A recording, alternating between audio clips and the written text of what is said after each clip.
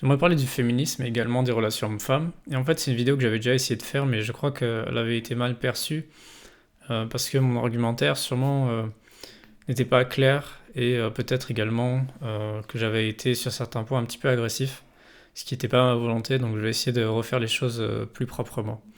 J'aimerais d'abord parler de féminisme et bien expliquer ce dont il s'agit. Donc, si on reprend les bases, on va dire, on se retrouve juste après la Révolution française, même pendant la Révolution française, et on a des personnes comme Mary Wollstonecraft Godwin qui ont commencé à écrire des livres, notamment en défense du droit des hommes, puis ensuite défense du droit des femmes, qui est, disons, l'ouvrage, un des ouvrages de référence à propos du féminisme, puisqu'elle a mis sur papier des idées qui sûrement devaient traîner là depuis longtemps, mais qui, pour une fois, étaient claires et nettes dans un ouvrage expliquant les idées qu'elle a. Et on peut se dire que même si ça ne représente pas nécessairement la perspective que peuvent avoir toutes les femmes à propos de leurs conditions, etc. de l'époque, ça donne quand même une perspective, disons que c'était pas forcément la perspective majoritaire, mais ça donne une perspective d'un certain groupe de femmes, et voilà comment elle pensait. Et dedans, en fait, si on le lit, on se rend compte que notre période actuelle, la façon qu'ont les gens de défendre le féminisme est assez raccord, alors pas sur tout, mais sur beaucoup de points, avec cette perspective initiale, notamment sur la partie sur l'indépendance et sur la volonté finalement de gagner suffisamment d'argent pour ne plus dépendre des hommes directement, etc.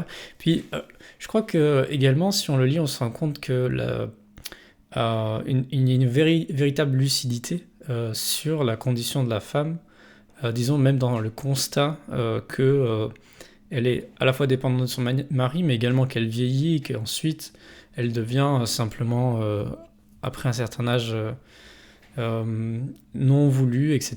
Donc il n'y a plus du tout d'intérêt. Si elle n'a pas eu d'éducation, si elle n'a pas eu d'argent, si elle n'a pas eu cette indépendance, finalement elle se retrouve dépendante de son mari et ne pouvant rien faire d'autre que de faire ça. Donc le point principal qui était décrit par Mary Wollstonecraft Godwin, c'était la question de la rationalité et l'accès donc à l'éducation, et non pas juste une éducation de surface qui était un petit peu ce qu'avaient proposé les Rousseau, etc., mais plutôt une éducation en profondeur et d'être soumise aux mêmes contraintes que les hommes en ce qui concerne la performance. Donc d'un côté on a des hommes qui sont non pas mis sur un piédestal, mais qui doivent se battre les uns avec les autres pour démontrer leur valeur de manière objective. Et de l'autre, on a des femmes qui pouvaient être dans une situation où elles avaient de façon indue la compétence. C'est-à-dire que les gens, pour leur faire plaisir, pour finalement coucher avec ou ce genre de choses, leur disaient qu'elles étaient incroyables, magnifiques, etc. Donc on voit quand même qu'il y a cette idée selon laquelle même le fait de mettre les femmes sur un piédestal a été rejeté en se disant ça corrompt la perspective qu'ont les femmes, cette facilité de pouvoir finalement réussir, avoir l'impression de réussir parce qu'on nous le dit, même si c'est faux, mais juste pour que les gens couchent avec. C'est également un problème et donc ça empêche finalement d'avoir une perspective objective sur nos compétences. Donc ce qu'elle promeut, c'est l'accès à la rationalité et l'indépendance, ce qui aujourd'hui, au minimum l'indépendance, est clairement ce qui est en jeu à notre époque. Donc ça c'est le premier point que j'aimerais dire finalement, c'est il ne faut pas voir le féminisme comme un phénomène transitoire qui vient d'apparaître et on va bientôt retourner à une autre mode et tout ça va s'éteindre. C'est vraiment un cheminement long, assez cohérent, qui amène à la période qu'on vit actuellement. Ça c'est le premier point, c'est sur le féminisme. Ensuite j'aimerais parler finalement de la réaction d'aujourd'hui à ces changements, qui ne sont pas directement liés au féminisme si on y réfléchit bien, parce que l'accès à la rationalité n'est pas remis en cause, enfin en tout cas je pense que c'est remis en cause par personne. La vraie question finalement, même en s'arrêtant là, on se rend compte que la plupart des gens sont en fait d'accord avec le féminisme. Si c'est à propos de l'indépendance, de la rationalité, vous allez voir quelqu'un et vous dira qu'il est d'accord. Pourtant, aujourd'hui on a beaucoup de gens qui sont contre le féminisme et qui le sont plus par posture que par analyse rationnelle des propos qui sont tenus. Donc ils sont anti-féministes comme on serait anti un sujet qu'on n'a pas étudié avant. Et ça, en fait, Pourquoi? Qu'est-ce que ça transmet ça? C'est que fondamentalement leur problème n'est pas ça, mais les conséquences qu'ils perçoivent de ces idées qui impactent en partie les hommes. Donc on en arrive à la situation actuelle, le monde d'aujourd'hui. Donc premièrement, on est dans une société où le fait divers et l'événement est quand même mis en exergue, ce qui crée des bulles algorithmiques dans lesquelles les gens vivent, et ils finissent par créer un simulacre de réalité à travers les écrans.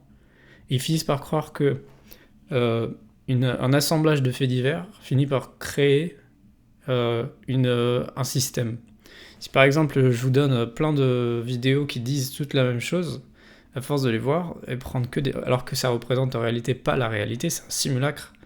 Si je vous fais une vidéo qui fait ça et que ensuite vous n'avez comme perspective sur la vie que cette vidéo, c'est-à-dire pas le monde réel mais cette vidéo, vous allez vous dire qu'en fait le monde est horrible. Par exemple, si je vous mets des vidéos d'explosion, vous allez vous dire que tout explose partout. Si je vous mets des vidéos où on voit des gens méchants, vous allez dire que tout le monde est méchant, etc., etc. Donc ça fait des bulles algorithmiques et des simulacres de réalité. Les gens finissent par croire qu'il y a des analyses de système à faire de ces vidéos, mais c'est faux. Les algorithmes n'ont pas comme volonté de vous présenter une version homogène de la réalité. D'ailleurs, c'est même plutôt tout l'inverse. Ils ont tout intérêt à ne pas vous montrer la partie homogène, plutôt de vous montrer les limites, puisque ça va beaucoup plus vous intéresser. Donc voilà, donc on se retrouve avec cette situation quand même assez spéciale, où les gens sont enfermés dans des bulles algorithmiques. Et ensuite, ils croient que tout provient du féminisme et que le problème c'est ça. Puis également, il faut se poser une question plus profonde que celle-là. C'est ce que j'avais essayé d'expliquer dans ma précédente vidéo, c'est quel est le système de pensée qui amène les gens à croire qu'il y a un problème. En gros, comment on en arrive à la conclusion que les femmes devraient changer, que le féminisme c'est mauvais et qu'il faut revenir en arrière. En fait, tout fonctionne sur la base des valeurs du troupeau. Donc j'insulte pas les gens en disant ça, en disant que c'est des gens c'est pas des animaux. Cette théorie, ça vient de Nietzsche directement. Ce sont les valeurs morales qui se séparent de celles de la noblesse, qui vont évoluer différemment. Celles du troupeau, ce sont celles qui sont utiles pour le capital, disons, pour vous faire travailler, pour que vous continuiez à jouer le jeu de la société, sans trop vous poser de questions sur leur validité. Donc derrière, c'est l'assemblage des valeurs chrétiennes, gloubi-boulga de valeurs chrétiennes qui ont persisté jusqu'à aujourd'hui. Donc on va avoir la notion de mérite, la notion d'effort, la notion de justice, la notion de vengeance, et tous ces mots-là qui finalement sont des réalités creuses, si on s'y plonge. Mais qui, pour le troupeau qui vit dans la société, finissent par devenir des prismes de réalité. Et donc les gens finissent par croire que réellement, il y a un lien entre par exemple leurs efforts et leurs résultats, leur quantité de travail. Et donc c'est pour ça qu'on voit toutes les vidéos sur internet où les gens vous expliquent qu'il faut aller courir à 4h du matin. Parce qu'ils imaginent que ça a un sens, c'est les valeurs du troupeau. Bon voilà, je vais pas rentrer plus dans les détails que ça. Mais quand quelqu'un est éduqué à travers les valeurs du troupeau, ce qui va se passer, c'est que il va avoir des cheminements logiques de justice, de morale, etc., qui doivent correspondre très exactement à ce qu'il perçoit de la vie. Et ce que j'avais expliqué et que je réexplique, c'est que ça entraîne une dissonance cognitive à notre époque. Parce que justement, par exemple, le couple et le mariage, c'est une valeur du troupeau. Le fait qu'un homme et une femme soient faits pour vivre du zéro jusqu'à l'infini toute leur vie, et le fait même que l'amour existe, j'ai fait une vidéo pourquoi l'amour n'existe pas, mais c'est également une valeur du troupeau. C'est tout ça, la façon transcendante de comprendre l'amour que je mets comme masculine, et d'ailleurs qui est niée par Mary Wollstonecraft Godwin, puisqu'elle aussi elle est contre l'amour en disant que c'est une perception irrationnelle des choses, et que c'est le cas, objectivement c'est le cas. Et ben ça c'est des valeurs que les personnes ont. Donc qu'est-ce qu'elles croient ?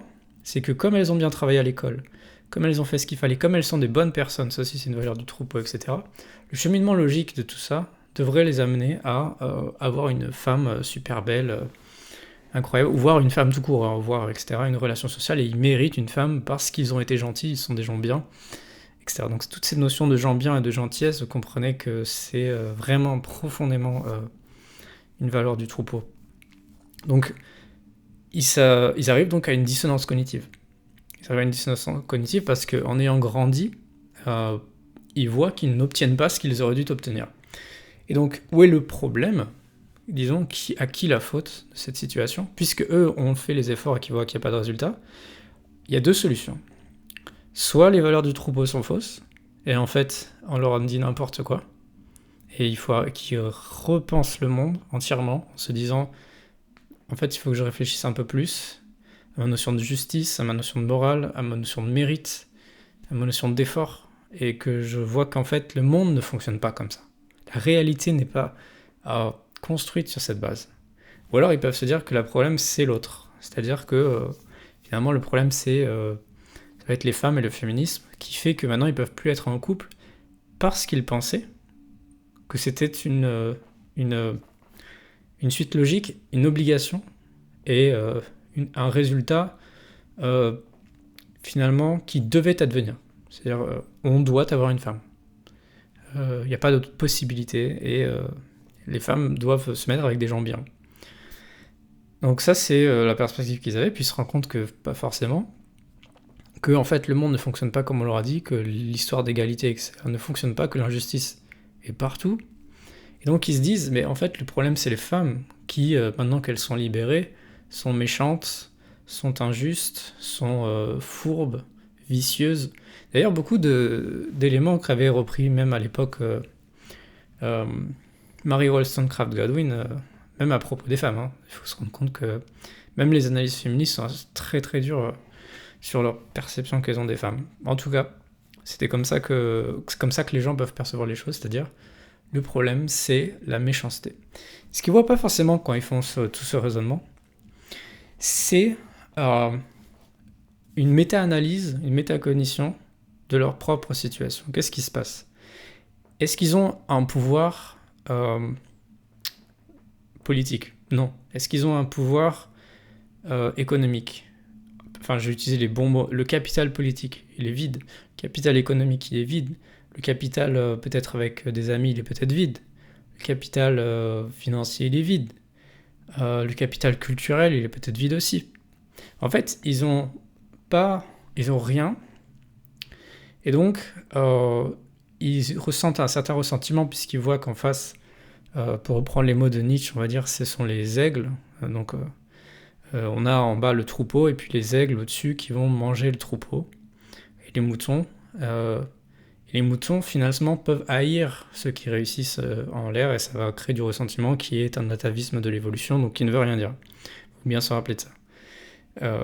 Et le mouton, donc, va haïr les autres. Et en fait, quelle arme il a contre ceux qui ne peut pas, finalement, réfléchissez-y.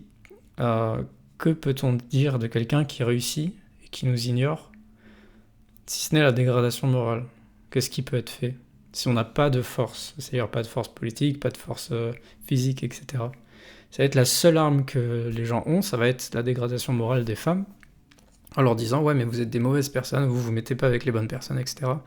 Vous êtes méchantes, vous êtes fourbes, vous faites pas les choses comme il faut, etc. etc. » Et tout ça, ça démontre finalement juste du ressentiment, c'est-à-dire que même si c'était vrai, disons, même si c'était vrai, avoir toutes ces idées et toute cette haine et toute cette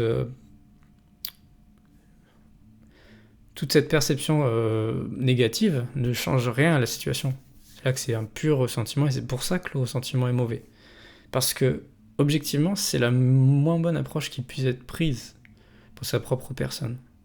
C'est une perspective, en fait, on n'a pas suffisamment réfléchi que d'avoir de la haine et ces genres de choses.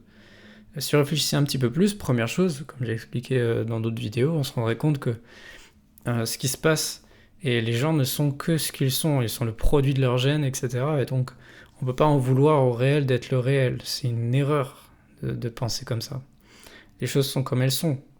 On peut essayer d'atteindre quelque chose dans le réel, par notre volonté, notre façon de vouloir le transformer, donc ça va être disons, volonté de puissance. Bon, je vais utiliser un petit peu les termes nietzschéens, quoi, mais voilà. Mais par contre, le ressentiment, celui qui se fait du mal lui-même, parce que finalement, il pourrait percevoir il peut pas changer ce qui se passe, mais il peut changer la façon qu'il a de percevoir ce qui se passe. Mais ça, c'est pas logique de faire ce choix, de se faire souffrir soi-même. C'est pas rationnel, en fait. Mais voilà, comme il y a cette dissonance cognitive et ces valeurs du troupeau, les gens n'ont pas forcément ce ressenti qu'en fait on leur a menti. Et c'est pas que le problème c'est pas les femmes qui sont mauvaises ou je ne sais quoi, puisque en fait toutes ces valeurs morales elles tiennent sur vraiment pas grand chose. Et la valeur du couple et de la durée dans le temps ne tient sur rien. Et l'amour tient sur rien. L'amour, le truc fondamental qui fait que les gens disent qu'ils ne doivent pas se tromper, ils doivent rester ensemble pour l'éternité, ne tient pas. Ça aussi, c'est faux. Mais comme tout ça, c'est un prisme qui fait partie presque de l'ipséité de la personne au bout d'un moment. C'est-à-dire qu'à force d'avoir vécu tout le temps comme ça, c'est la seule grille de lecture que la personne a du monde. Et donc, qu'est-ce qui se passe ? Elle n'a pas ce qu'elle veut, elle a de la haine, de la rage, et elle croit que le problème, c'est les gens qui sont méchants. Et on crée du coup cette perspective très bien décrite par Nietzsche, où il y a des gentils, il y a des méchants, alors que au fond, la réalité n'est pas liée, ce qui se passe autour de nous n'est pas lié à être gentil ou méchant.